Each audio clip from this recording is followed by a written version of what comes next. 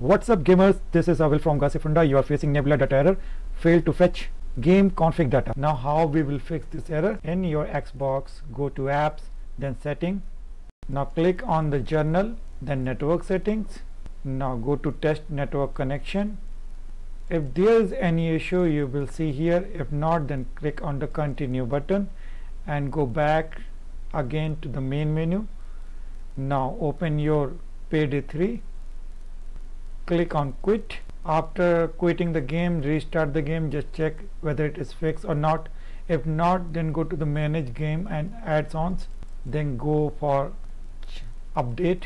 Go for update and check for the updates, that whether there is any update or not. After that, go to save data, and in the save data delete all the updates and files whether you have or not. Just remember, keep the backups. You can lose everything. Now come back to the Payday 3 updates section and check for the updates. If again you find any update, please install it. This will fix your issue. So hope you find the solution. If you have any more solution better than this, then do comment below and keep subscribing and following us. Till then, bye bye.